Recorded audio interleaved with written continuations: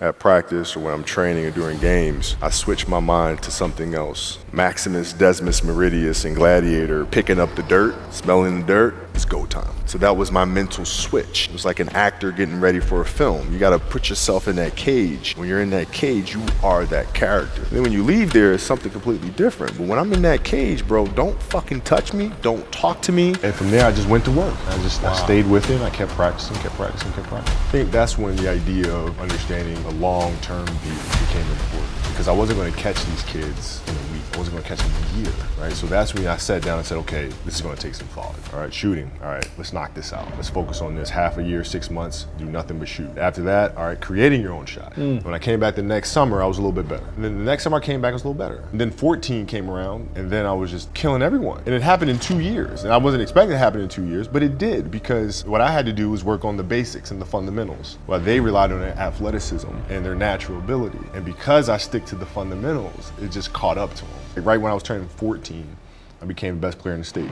The best version of yourself. That's what the mentality means. It means every day trying to become better. And it's a constant quest. It's an infinite quest. So starting at the age of 2, when I first started playing the game, and on and on and on, I always ask questions. I always try to get better every single day. If your job is to try to be the best basketball player you can be, to do that, you have to practice, you have to train. You want to train as much as you can, as often as you can. So if you get up at 10 in the morning, train at 12, train for 2 hours, 12 to 2, you have to let your body recover. So you eat, recover, whatever. You get back out, you train, start training again at 6. Train from 6 to 8, and now you go home, you shower, you eat dinner, you go to bed, you wake up, you do it again, right? Those are 2 sessions. Now imagine you wake up at 3, you train at 4. Go 4 to 6, come home, breakfast, relax, blah, blah, blah. Now you're back at it again, 9 to 11, relax, and now all of a sudden you're back at it again, 2 to 4, and now you're back at it again, 7 to 9. Look how much more training I have done by simply starting at 4. And so now you do that, and as the years go on, the separation that you have with your competitors and your peers just grows larger and larger and larger and larger and larger. And by year 5 or 6, doesn't matter what kind of work they do in the summer, they're never going to catch up because they're 5 years behind.